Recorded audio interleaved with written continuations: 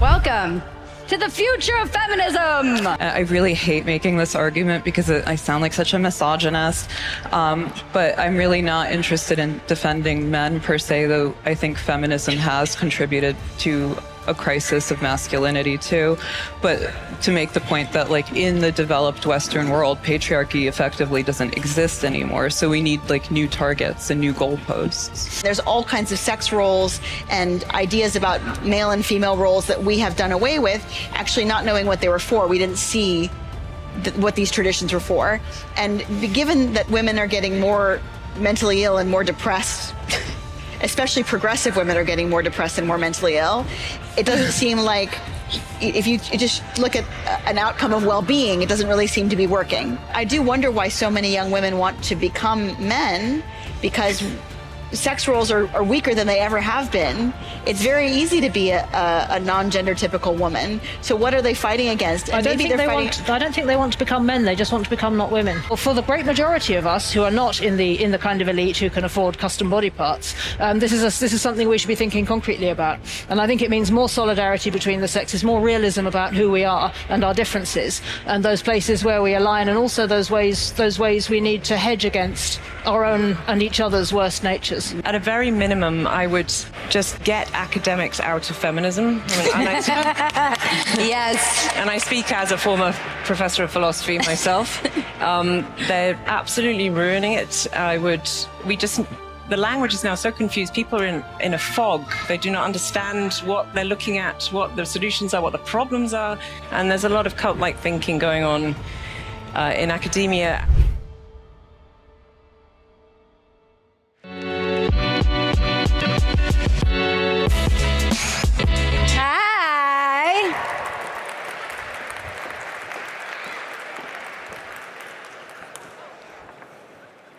I feel like I should just stay standing until everyone's here. It's polite. Give it up for all of the ladies.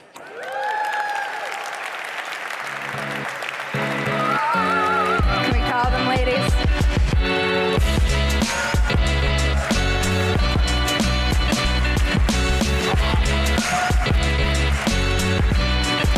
All right.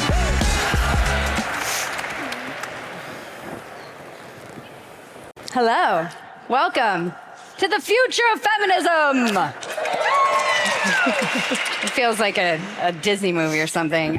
We're here to talk about feminism, and we don't have much time. We're going to talk about the future of it. So we're just going to get into it. I'm going to announce and introduce all of my guests. First, we have Diana Fleischman.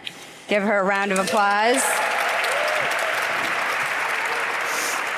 Diana is an evolutionary psychologist and associate professor and contributor to Aporia magazine. And next up, Mary Harrington. She's got fans. Mary is a contributing editor at Unheard and author of Feminism Against Progress. Give her a round of applause. That's it. I felt like that deserved a big applause. We have Kathleen Stock up next. She is a former philosophy professor, now contributing writer at Unheard and author of Material Girls, Why Reality Matters for Feminism.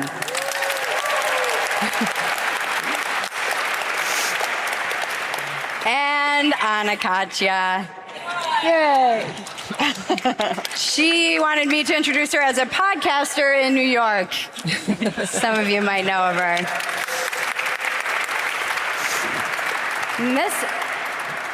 So before we talk about the future of feminism, I really wanted to get a sense of where everybody on the panel feels about where feminism is now. So Diana, why don't you start us off and tell us your thoughts on where are we at with feminism at this moment?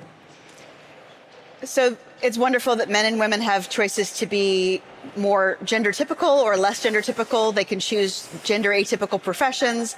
There is less exclusion for men and women in various different roles, and there's a lot of freedom right now. But I also think that with that freedom, we have decided that whether you're male or female is not a good indicator of what you're going to like most in life. And what we know from research is that women who choose to have family or prioritize hobbies or prioritize taking care of their well-being over work tend to be happier, whereas men tend to be more status-seeking. And so when everybody is out in the world trying to figure out their own way without the guidance of gender roles, they often muddle around for a long time before they figure out what's actually going to make them happy. And so I think that, whether you're male or female is actually a good heuristic as to what is going to be the most fulfilling for you in life. And we've sort of discarded that with the greater freedom that we have now. Mary, your thoughts? I think probably before you answer that question, you have to ask which feminism and where, in the sense that the challenge we face at the moment is that on the feminism which has taken center stage, if you like, or has become dominant, is one which is both anti-materialist in the sense that it wants to believe that the flesh, that the body, that physicality doesn't matter. And it's also universalist in the sense that it claims that this can be true for everyone. And I think if you look around the developed world, say here in New York City, you look around the wealthier section of women in New York City, that may well be true for them. Is it true for working class women in rural Greece, for example? I suspect not. Is it true for women living in hand to mouth in a subsistence agriculture community in Africa? I think probably not. Under other circumstances, the body matters more, physicality matters more, materiality matters more. And under those circumstances, the same policy which might be liberating for a woman in New York City might actually be more immiserating in other conditions. So I would say, if we're going to talk about where we're at right now, we probably need to define. We're talking about the feminism of wealthy white women in New York City, and where that's at right now, I'd say is in an anti-material place which is fundamentally at odds with the interests of the majority of women in the world. Okay. Kathleen? Well, I think feminism has taken some terrible wrong turns, undoubtedly, in the last 30 years at least. The most obvious one, it's dematerialized womanhood. It's forgotten who the hell it was supposed to be talking about. It's also become, as I think Mary just indicated, a kind of hobby for elites to pursue their own private interests, and it's lost touch with the most important and pressing things facing the most oppressed women in the world. So it's like microaggressions and all that crap. But fundamentally, men and women are different. And I do still think that women can't rely on men to decide their interests for them. So I'm not going to give up on feminism. I'm still in the game. I just have a lot of critical. I'm a critical friend of feminists. Let's just say so. Anna? Well, first of all, I want to say that I'm glad this is a panel and not a debate, so we can all drop the pretense of disagreement. Since as women, we're all going to passive-aggressively agree with each other anyway. I think modern feminism realistically has two main problems that we have to grapple with before we even address any kind of future for feminism. And the first is that when you remove any sort of, I guess, cultural constraints or social guardrails that originally governed relations between the sexes and kept them sort of separate, what ends up happening is that I feel like the innate biological differences between men and women become that much more obvious, and they become harder to ignore. And feminism really has no answer for this question because it goes against the kind of core tenet of progressivism in general, which feminism is a subset of, that reality is a social construct, right? And so what feminism always ends up doing throughout time, throughout history is doubling down on blaming men, blaming patriarchy, blaming society. And then so I was thinking about this actually when we were doing our preparation for the panel because we were all in the email thread commiserating about how it's so hard to get organized and how you don't really want to work when you have kids because you want to stay at home with them. And so is that like a sign that there's more work to be done for feminism? The work isn't over, or is it a sign that the success of feminism has fundamentally, again, enhanced, attenuated certain innate biological differences? And then the second problem is related, and it's a question of what we call like agency. So I think the eternal feminist question throughout time is how much agency do women really have? I would say the real question we should be asking is how much agency do women really want? Because agency implies responsibility even for like unwanted, unforeseen, suboptimal outcomes. And I feel like right now we're stuck in this very unsatisfying stalemate where women want freedom, total unlimited freedom, up until the point that it stops working for them and something bad happens or they live to regret it. And then it comes back to blaming men, the patriarchy again. I really hate making this argument because I sound like such a misogynist, but I'm really not interested in defending men per se, though I think feminism has contributed to a crisis of masculinity too. But to make the point that like in the developed Western world, patriarchy effectively doesn't exist anymore. So we need like new targets and new goalposts. Great. Thank you. Thank you all.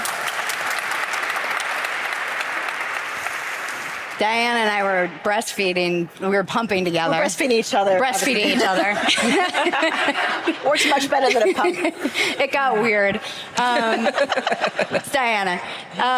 So we were actually both pumping while we were kind of getting ready for the panel because I'm still breastfeeding, she's breastfeeding. And we were talking, I was like, nothing has made me less of a feminist than having a child. Because I'm just like, I just want to be home with my baby. What am I even doing? How do you feel but on the other hand, I want all of the opportunity for my daughter. So it's kind of this strange paradox. How do you navigate this and how do you feel about it as a mother?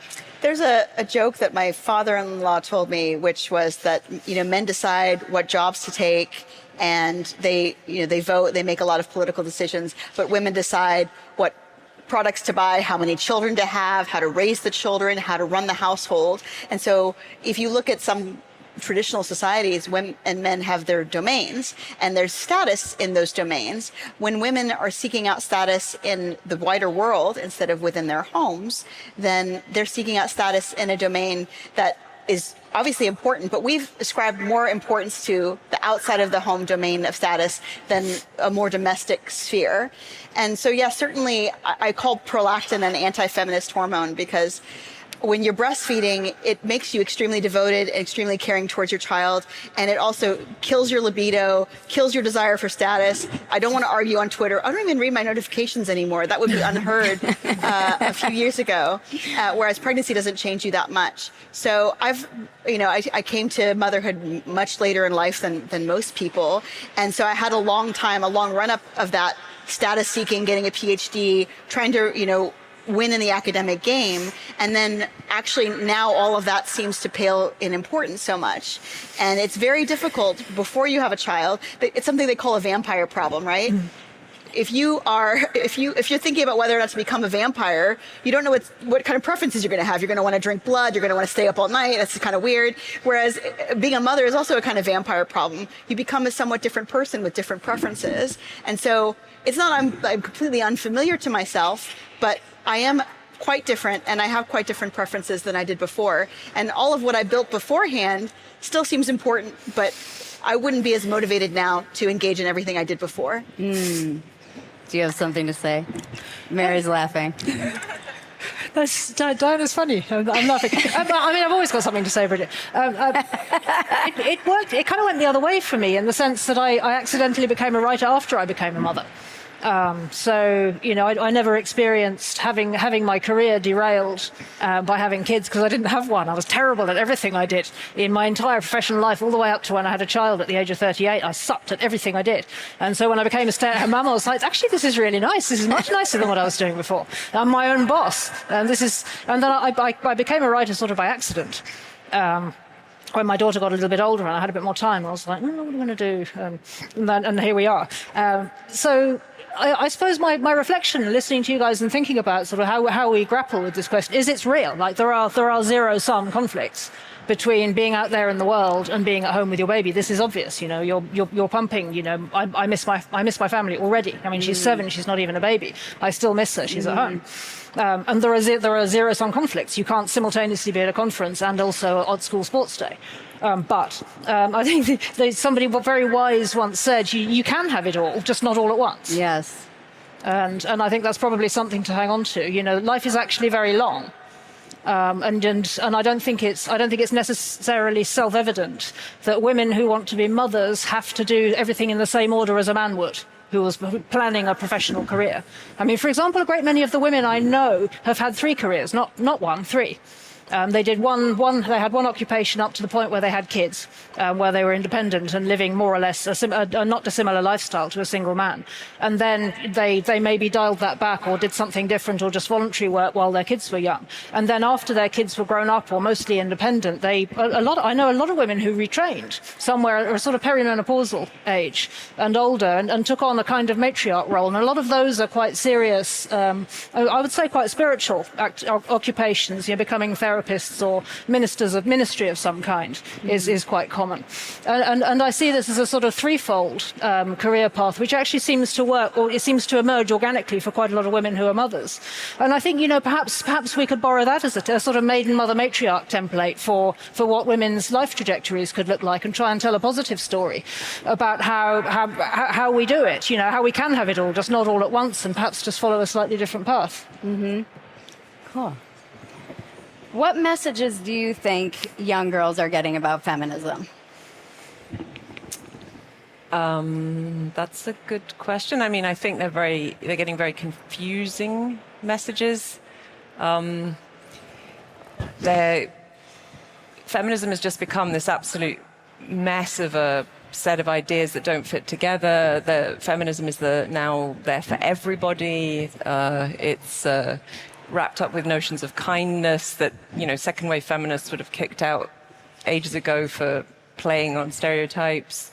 And so I don't really think that they understand, you know, I wouldn't blame them for rejecting feminism, given that the set of ideas that they're being presented with are so completely incoherent.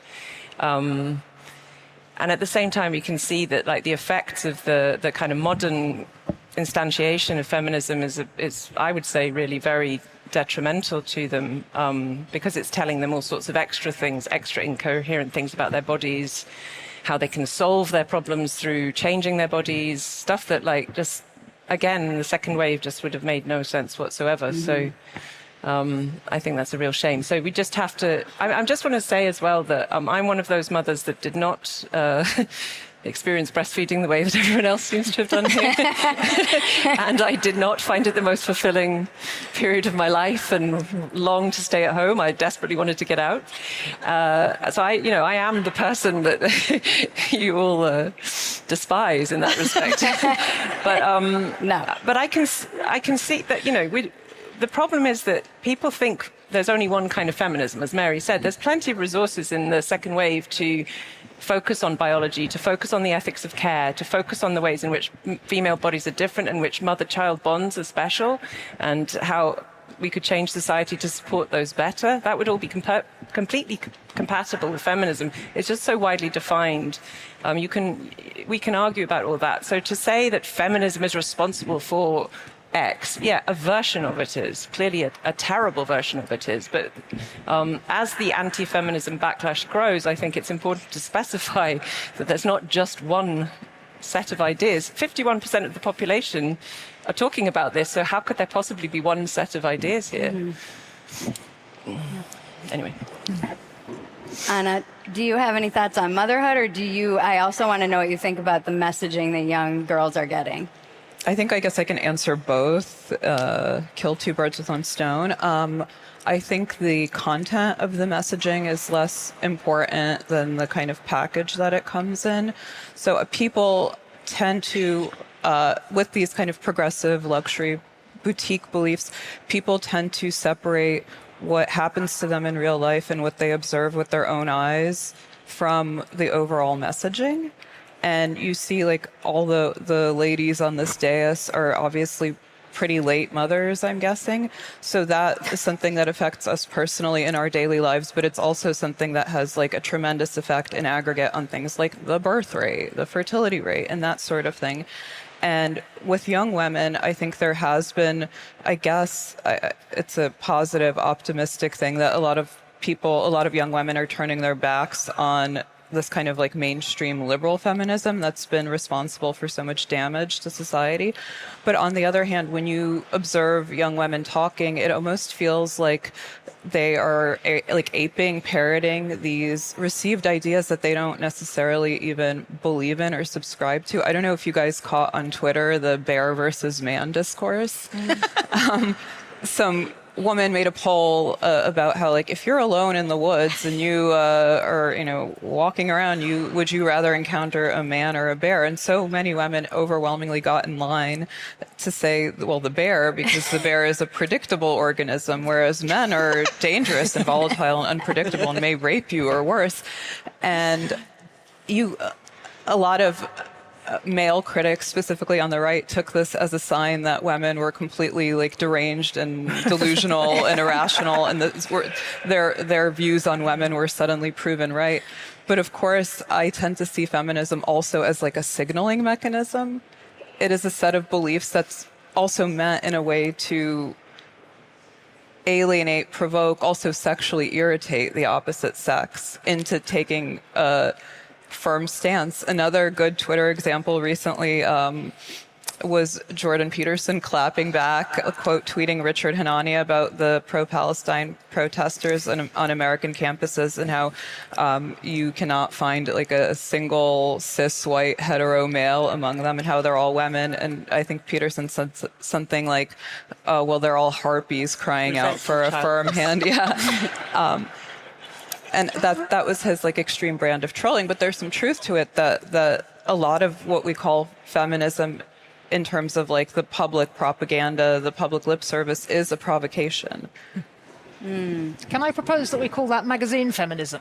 It's like the idiotic, reductive version of a set of received opinions as a signaling mechanism, as you describe it. If we specify that that's magazine feminism, which is, I think, an enemy to probably all of us here, as distinct from the subtler and more kind of far-reaching critiques that you might find in a actually properly written book. The simplified version that circulates in memes, meme feminism or magazine feminism. Meme feminism. Yeah. I like it. It's a thing, and I think it's a destructive thing, by and large. Yeah, the backlash is interesting to feminism. Yeah. And now it's taken on, it's like the bogeyman that takes on, it's blamed for everything. And we all live in the longhouse, I guess. Do you think we live in the longhouse? Please, you're going to have to define that for me first. I mean, I don't even know if I could still define it. Is it like harpies the ginocracy took over the world and now we all live under submissive harpy women who are older and have dried up ovaries? So we all live under the suffocating underskirts of the devouring mother. And who's enveloped us somehow in her terrifying, suffocating flesh, and now we can't speak or move or do anything vital or adventurous. That's the theme, I think. These are not my opinions. Just for the Kathleen, just for the avoidance of doubt, these are not my opinions. I'm paraphrasing a prevailing, the countervailing meme, if you like. Right. That says this is the reality we live in. I mean, to be honest, I recognise the critique. The cartoon figure that I think characterises it most powerfully is Mother Gothel in the Disney movie of Rapunzel, Tangled, who keeps Rapunzel trapped in the tower so she can consume her life force, as it were, and terrifies her into being unwilling to leave. I mean, I actually think that my main complaint about the movie Tangled is that it underestimates the psychologically warping effects of being kept constrained like that. Because I mean, Rapunzel seems pretty well adjusted for having been imprisoned in a tower by somebody who's consuming her life force. You'd have thought she'd be a lot crazier and a lot more mentally mentally disturbed. But I mean, this is a Disney movie, so like, I can't be too critical. But Mother Gothel, I think, as a sort of as a metaphorical force, I think I sort of feel like the spirit of Mother Gothel was with us all the way through lockdowns, for example. And consuming the life force of all of our children, many of whom now have severe, ongoing, persistent mental health issues as a result of safety measures which were imposed not primarily for their benefit, but for the Mother Gothels of this world, who were the ones who needed that vitality. I mean, this is something that, we're some distance now from even magazine feminism, but I think the quote-unquote Longhouse critique, which for people who are not ridiculously unnecessarily online, emerges from niche corners of the internet right, and is essentially a criticization of it criticizes the feminization of public life and the feminization of our ways of living together. I don't think it's fundamentally driven by women, or not only by women. I think it's as much an effect of technology just very simply making life easier for us all across the board. I have a question for all of you about that, because how much of this realistically is an ideological phenomenon and how much of it is a technological phenomenon? And from my observation, a lot of progressive activism as a whole tends to follow suit and basically march in lockstep with technological processes and revolutions that it claims to contest. Yep. Yeah, I completely. I mean, my account of the history of feminism has always been that you can read it as ideological, but you can also read it from the other end of the telescope as a byproduct of material changes and technological innovation. In that a great deal of the very first wave of feminism back in the 18th and 19th centuries was a byproduct of concrete material changes in how men and women lived together as a downstream of the Industrial Revolution, particularly around work leaving the home and becoming something that happened elsewhere, which introduced a whole new set of conflicts for women. And I'm not going to go wang on about that, because that's a very long piece of history. But I think if you look at it from that sort of materialist perspective, it makes it easier to think about what we're seeing without either pointing the finger at one sex or the other, or else assuming that we can change it all just by changing our ideas. Yeah. I mean, I agree with that way of looking at it, but then I wonder why we think we can change anything. I mean, it sounds a bit quietist, like, we are products of our liberal heritage, the technological heritage. I definitely am not going back. You cannot take me back. And I'm a gay woman. There'd be no place for me in a trad society. So is there anyone on the panel that has aspirations for some kind of more traditional setup or thinks it's possible? Well, no, I completely take your point, but I think, in a sense, what technologies we embrace and how and why. You don't have to be quietist and just assume that technology and innovation is necessarily going to happen just in and of itself, regardless of what we want to do about it. It's not a self-directing force. It's a set of choices that we make individually and collectively. And I think we can think concretely about how we want to innovate into the future. For example, we could think about do we want technologies which carry on making us even freer than we are already, for example, or would it make more sense to try and order our technologies more towards human nature? I mean, this is something that you and I, Diana, sometimes agree on and sometimes disagree on. Diana is very much more bullish on human augmentation, I think, than I am. Yeah. But my sense is that you and I actually have some common ground on human nature being at least a thing, which magazine feminism, if you like, doesn't. Yeah, so there's this idea that, you can always say that any philosophy has a sort of slippery slope. Any philosophy can be taken too far. And you could say that with feminism, if you want to equalize the labor between men and women, that eventually you also want to emancipate women from pregnancy and from breastfeeding, right? And on the one hand, yes, I can see why artificial wombs might be something important. I don't think surrogacy is as bad as you do. In fact, surrogates have lower rates of postpartum depression because they're chosen for their psychological fortitude, whereas women who have their children on purpose are not chosen for their psychological fortitude. Well, I mean, except when they're trafficked for surrogacy, as has happened already in England. There have been arrests for that. Yeah, I mean, I haven't seen it here in the United States. Surrogates are generally paid very well, and there's not surrogacy trafficking. But you could say that women should be emancipated from pregnancy. But on the other hand, yes, human nature is a thing, and you recognize that you might be able to decouple, the physiological effects of pregnancy and childbearing from the psychology, but you still might have the same desires that you always had. And so I think that we might overestimate. You might say, okay, well, if I'm not carrying a pregnancy, if I'm using an artificial womb, will I be able to attach to my child? There's this, I'll just talk about Chesterton's fence. There's this idea in conservatism, you move to a new property, there's a fence there, and you don't know what it's for, so you tear it down. And that's called Chesterton's fence. And there's all kinds of sex roles and ideas about male and female roles that we have done away with, actually not knowing what they were for. We didn't see what these traditions were for. And given that women are getting more mentally ill and more depressed, especially progressive women are getting more depressed and more mentally ill, it doesn't seem like, if you just look at an outcome of well-being, it doesn't really seem to be working. I mean, I think like the conservative philosophy in a nutshell is like, if it ain't broke, don't fix it, which has its problems. But the progressive, like the leftist philosophy is like, if it ain't broke, let's tear it down anyway and see what happens. And that seems to me much more kind of frightening and dangerous, especially where things like women's issues are concerned. I mean, if you talk about like, I have actually really no thought out opinion on surrogacy. I instinctively, my feminine intuition says it's bad, but I can't tell you why. But on the other hand, decoupling like pregnancy from even the negative physiological effects, I say, like, why would you even want that? That makes you just less human as a whole. Yeah.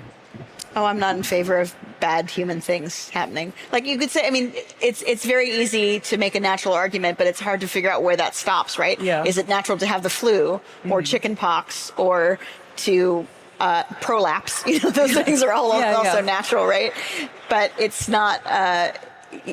This is the same argument in favor of transhumanism. Like Mary's quite anti-transhumanism, I'm quite pro-transhumanism. Right, in that I think that we should abolish death, and I think that we should abolish all human suffering where possible. But I do agree that it's difficult to figure out how to abolish certain forms of suffering without increasing human suffering in other ways. What the watershed is like, I think like Ivan Illich put it this way in his writings about like medicine and health, right? That there's a watershed moment where positive developments begin to cause more harm than good. And I think like as humans, we historically have not been good at predicting those. To be clear, it's not so much that I'm anti-transhumanist as that I don't think it's possible to be transhumanist. I mean, I think it's not really up to me whether people try and defeat death or graft tails to themselves or whatever. And I dare say that there are people already out there trying. I hope to hold tails with you someday, Mary.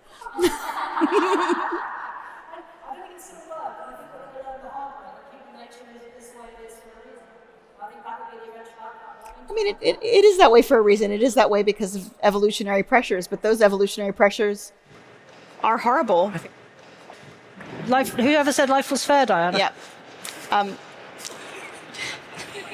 I was just going to add that I think this conversation, one of the fundamental dilemma for feminism for me personally is it a missionary movement for other women? Is it for you? Right? So, and I'm not sure that I even know the answer to that because I'm not a missionary type. I don't have any particular interest in going out and saving other people. But at the same time, I see no particular need to save myself. In many respects, I seem fine. So does that mean I just give up on feminism? I don't know. But, part of what has gone wrong with feminism, as far as I can see, is academics and theoreticians and clever people have got involved to discuss, no offense to the panel, and I'm sure you're all here for that reason, but sorry, very, very abstract questions when there's like women that are not allowed to drive, there's women being flogged to death, so I think, and the general point is, I think feminism means because of it's mainly practiced by elite women, it's been far too concerned fiddling around the edges of perfecting our experience. Let's make pregnancy anxiety-free. Let's, just kind of perfect our lives and so a gap is opening up between us and the women who are deeply suffering could really do with a bit of liberal feminism, quite frankly, anything.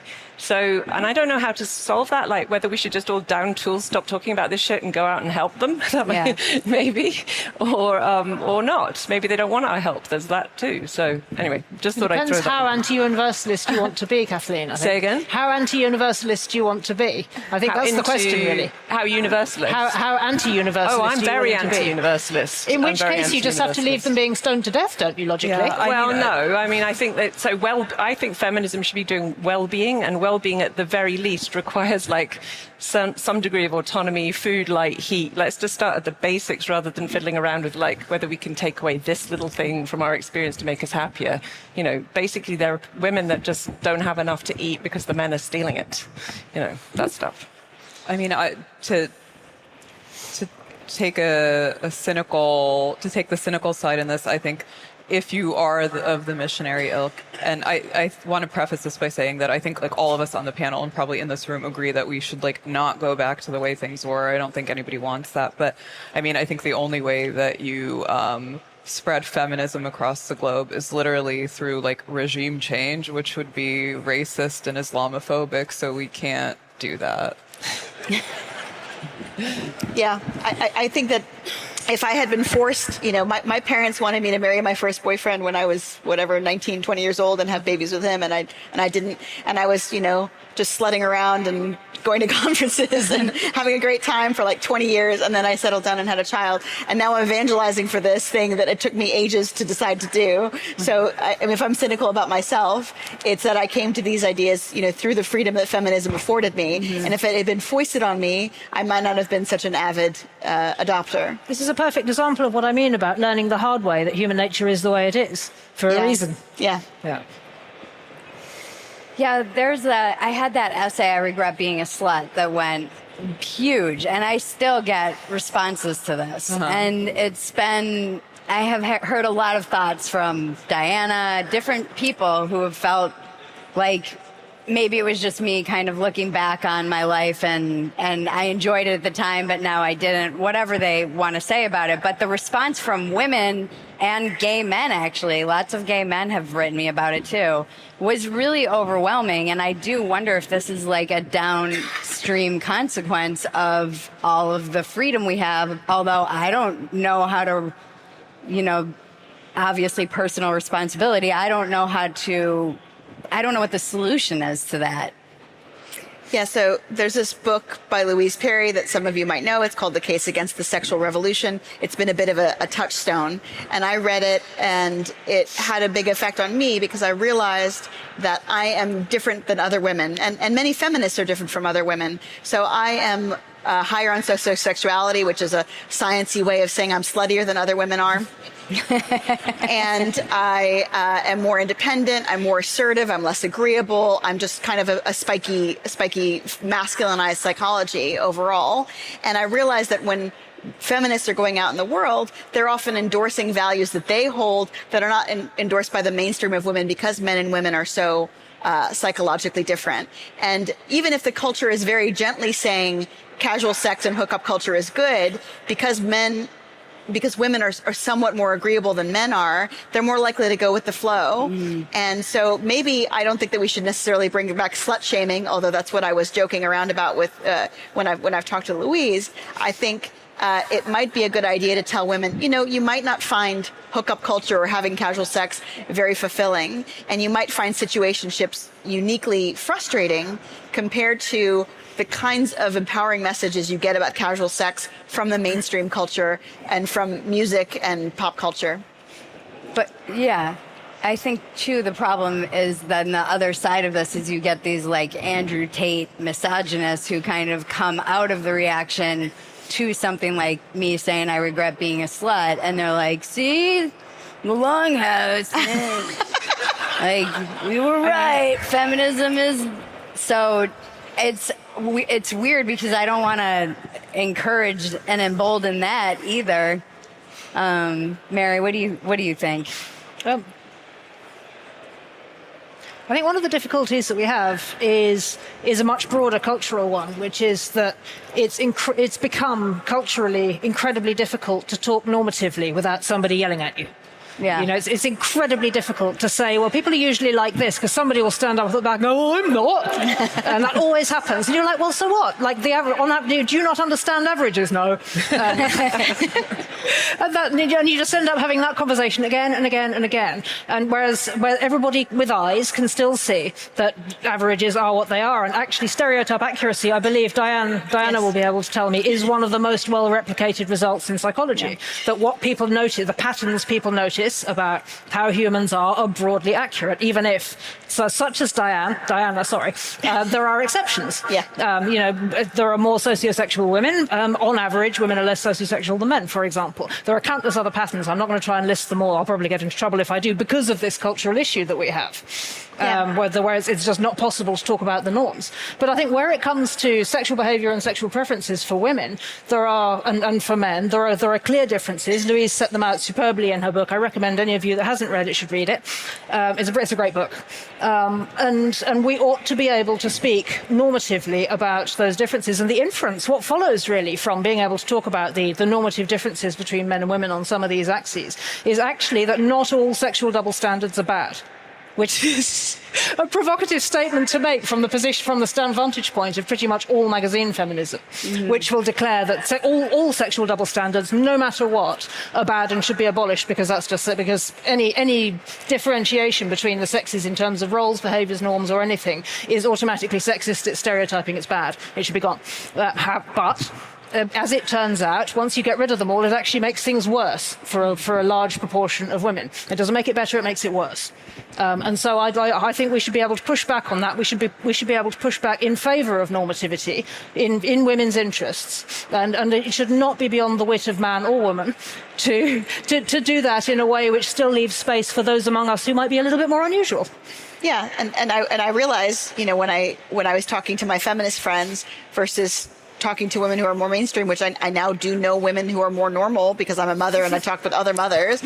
I didn't realize that I was a slutty, disagreeable woman, thinking that everybody else was also slutty and disagreeable, and not realizing that actually the average woman is quite different than I am. And it takes a long time to figure that out when you're insulated from more normal culture, when you're hanging around with academics who are quite different than other people. Yeah, we're all not like the other girls here. Pick me! It's a panel of pick-me's. But no, I mean, obviously the problem with like having any sort of like sexual free-for-all like we have, there a lot of critics on the right especially complain about how we live in like this kind of hedonistic, over-sexualized, pornified culture. But the reality, the effect of it is that it's a completely sterile and sexless culture. It's not sexy. And I think that that's the big problem when you get rid of all the kind of rules and guidelines and nothing is transgressive anymore. But I guess my question also would be, how do you go back to establishing some kind of normative standard without going around and lecturing and scolding? Because you notice that, again, both camps, men and women, have become increasingly more bitter and hysterical. So you have these like right-wing anonymous types who hate women and think they're sluts and blah, blah, blah. And then you have this like post-feminist school that is coming to feminism from a vaguely like center-right, post-left angle. And what I see there a lot, because initially I was like, oh, this is a breath of fresh air. Finally, some feminists that are willing to speak the truth about like gender roles. What I find is a lot of like haranguing and moral scolding again of young men and young women, because God forbid someone else out there is having fun. Mm-hmm. I think we need normativity, but whatever we try to do from now on, like whatever the answer is to feminism, it will go too far. You know, the pendulum will swing and then it will swing back, and we just cannot stop it, particularly with the internet. So we could just, I mean, this is not a solution. I'm totally fatalistic about it all, but the two groups that you have just described are completely humorless. They have no strategy. They're just disgorging themselves of their animus against the opposite sex in various ways that they don't understand themselves. I mean, I don't know about the second group, but the first group, and then there's plenty of women that are doing the same. And so we just need to kind of start injecting humor and lightness and fun. And we are different, but we have to get on with each other, you know. And also the strategizing in feminism has been absolutely incredibly terrible. Like basically, I'm going to say, we're going to be normative for all men. We're not going to say some men. I mean, you know, there's a real strain of feminism that just wants to punish everybody and thinks that that's going to motivate, get them on board, you know. And all it's done is left, obviously, people massively resentful and feeling like they're misunderstood on the other side. So these are boring, banal things to say, but there's nothing else. There's no magic solution. We just have to try and get along. We're different, but we have to inhabit the same planet and have sex with each other occasionally. Although I don't, so. But yeah. I want to be clear, too. I don't love breastfeeding. I just can't get her off my food. It's not, I have no discipline or something. Okay, clear. I just want to clear that up. All right, we have like 11 minutes left to talk about how we're going to fix feminism. We're going to solve it here today. I want to know, though, what you think. In one way, a friend from the UK, actually, she was like, haven't you guys failed, like, with the overturning of Roe v. Wade? She was like, you guys had one job. Like, didn't you fail catastrophically? And however you feel about abortion or whatever, which is a whole can of worms I just realized I opened. Aren't women more anti-abortion than 10 men minutes. on average? I think women are more anti-abortion than men on average, right? What? Women are more anti-abortion than men on average. Yeah. So we won. We actually won.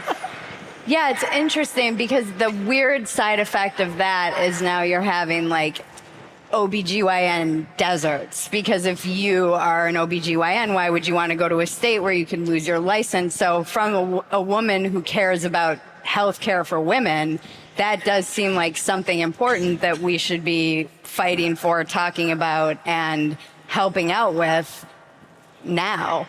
That's something we could do now instead of like all of these mental gymnastics. So what do you think we should be focusing on and kind of doing as women who have all of this privilege and power and freedom? I think that right now, talking about psychological sex differences is less controversial than it used to be, but it's still not a mainstream idea necessarily. So a lot of the mainstream, including things like trans rights, are that men and women are somewhat interchangeable, or that it's easy. It's very confusing to me because obviously the trans movement is very interested in gender stereotypes, but not actually interested in evolved sex differences as such. And so I do think that if men and women had a better idea of what the average person of their sex is like and what might make them happy or fulfilled on that basis, that is one step in the right direction. Because as we've talked about, it's overshot. There's this pendulum, and we've overshot in terms of women who are interested in status seeking, who are not feminine typical, are speaking for all women, right? And that's not necessarily what's best. I just think that male-female difference has to come out more. And I do wonder why so many young women want to become men, because sex roles are weaker than they ever have been.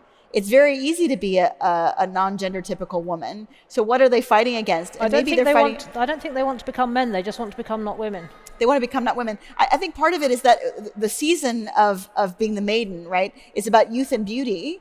And when you understand that there's a maiden, mother, matriarch season, that at some point you'll be a mother and you won't care if you have upper lip hair, and at some point you'll become a matriarch, and then you'll care about totally different things. People don't realize that, and they try and capture their preferences as a teenager to be as beautiful as possible for as long as possible.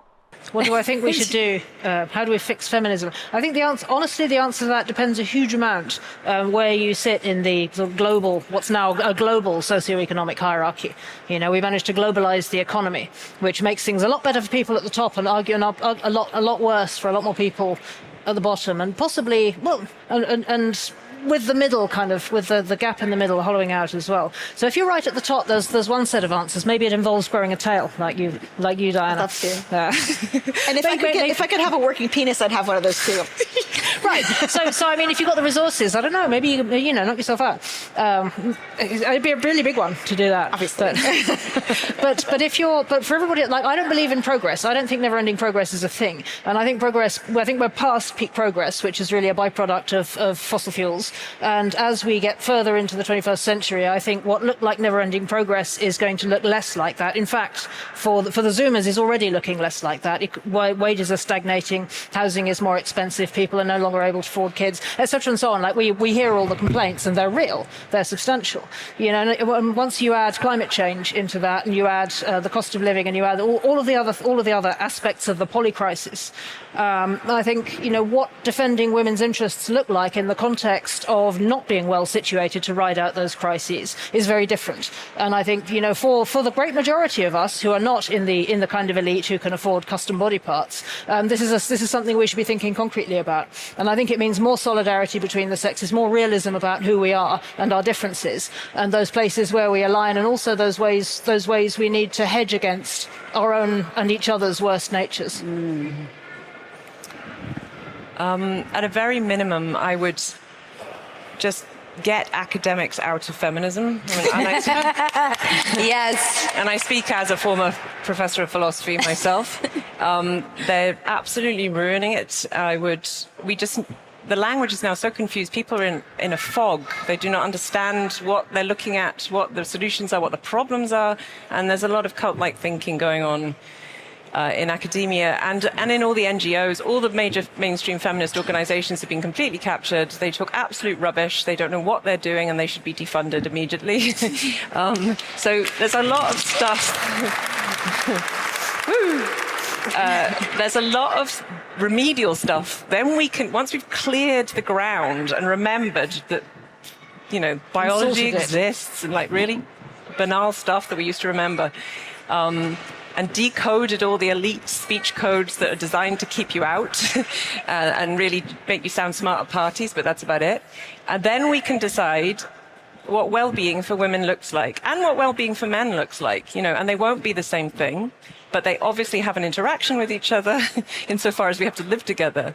So, I mean, it won't always look the same as we've established, like in Morocco as it will here, or as in Saudi Arabia as it will here. There's not one liberal set of principles that we're going to ramp out across the globe. So I don't have any big solutions. I just know that the situation is absolutely dire at the moment.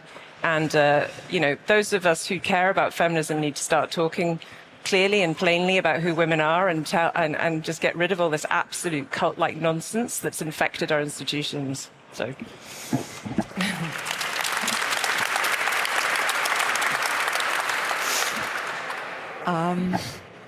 I'm a realist, so I would prefer to talk about what's likely to happen versus what we want to happen. So the short answer is what she said. Don't listen to people like us. Yeah. We don't know what we're talking about, and we can't fix anything. But I think the real question, again, is when you talk about fixing feminism, what you really mean is restoring normal relations between the sexes. What you really mean then is raising the birth rate so that society can continue to reproduce itself. That's an open question that I have not resolved, and that I'd be curious to hear other people talk about, because I saw recently a very interesting response to people arguing about the birth rate. Some guy said something to the effect of like, well, what if this is not merely a technological or an ideological problem, but what if this is like an innate biological response from society, that we live in actually an overcrowded civilization with an unstable top-down age structure? And what if declining birth rates, for instance, aren't such a big problem in the long run? Because as it turns out, humanity has a way of like sorting itself out. We forget that we're animals at the end of the day, and like progressive ideology makes us forget that. Did my mic just... So I think the long answer, or like the simple answer to me, is just the way that you fix feminism or any problem on a macro scale is that you have to focus on things in your own life and make decisions that work for you.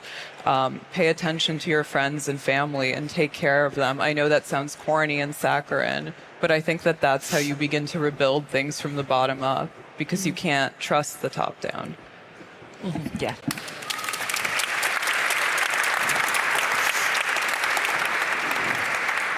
Any final thoughts? No. I think we fixed it. We did it, guys. We made it. I want to thank you all. Thank you, ladies. Thank you.